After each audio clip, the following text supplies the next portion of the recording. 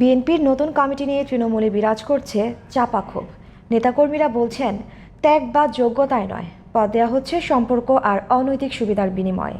এক্ষেত্রে চেয়ারপারসনের গুলশান কার্যালয়ে কেন্দ্রীয় একটি সিন্ডিকেটের দিকে সন্দেহের আঙ্গুল তুলছেন তারা। তবে দলের নীতি নির্ধারকরা বলছেন, যোগ্যতার বিচারেই নেতাদের নতুন পদ দিচ্ছেন বিএনপি চেয়ারপারসন।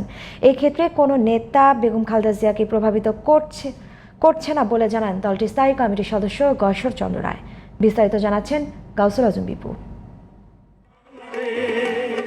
দীর্ঘ চড়াই উতরাই পার করে দলের ষষ্ঠ জাতীয় কাউন্সিল সম্পন্ন করে বিএনপি। কাউন্সিলররা নতুন কমিটি গঠনের সব দায়িত্ব ন্যস্ত করেন বেগম খালেদা জিয়ার উপর। এদিনই খালেদা জিয়ার পক্ষ থেকে তৃণমূলকে আশ্বাস দেওয়া হয়েছিল, যোগ্য ও ত্যাগী নেতারাই জায়গা পাচ্ছেন দলের নতুন কমিটিতে। কাউন্সিলের 1 মাস পার হলেও মাত্র 40টি পদে নেতার নাম ঘোষণা করেছে বিএনপি।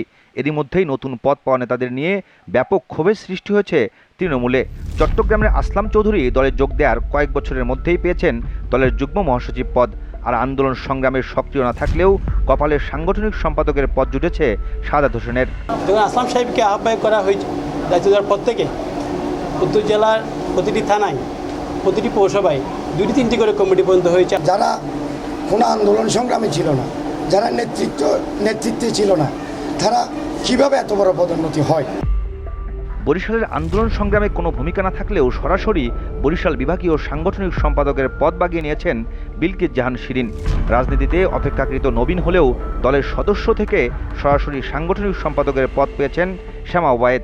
অন্যদিকে হারুনুর রশিদ যুগ্ম মহাসচিব পদ পাওয়ায় অনেকটাই বিস্মিত ও হতাশ হয়েছেন রাজশাহীর নেতারা। বিলকিস জাহান শিরিন বিগত দিনে বরিশালের রাজনীতিতে কোনো তার অবদান ছিল না। বিগত দিনে বরিশাল রাজনীতিতে সে কোনো ধরনের সক্রিয় ছিল না। এই মাঠকে গুছিয়ে আন্দোলন করা যে কতটুকু আগামীতে রাজপথে আমাদের সেটা হবে, এখানে আমার কিছু প্রশ্ন থেকে যায়। এ বিষয়ে জানতে চাইলে দলের স্থায়ী কমিটির সদস্য গয়েশ্বর চন্দ্র রায় বলেন, দৃশ্যমান না হলেও যোগ্যতার বিচার করেই কমিটিতে নতুন পদ দিচ্ছেন বিএনপি চেয়ারপারসন। এবার তো চেয়ারপারসন কারো দ্বারা প্রভাবিত হচ্ছেন না, আর পার্টির চেয়ারপারসন সর্বোচ্চ অবস্থানের থেকে ওনার মতো রাগ অনুরাগ কাজ করার কোনো কারণ নেই। আমাদের উপরের মধ্যে সকলের একটা অভিযোগ আছে, ম্যাডাম তো কিছু জিজ্ঞেস করছে না, তাহলে কার দ্বারা উনি প্রভাবিত? নতুন পদ পাওয়া নেতাদের সহযোগিতা করার আহ্বান জানান দলের এই নীতি নির্ধারক। তবে দলের যোগ্যদের নতুন কমিটিতে জায়গা দিতে না পারলে দল ও চলমান আন্দোলন ক্ষতিগ্রস্ত হবে বলে মনে করেন তিনি। নেতিবাচক না দেখেন, ইতিবাচক দেখা।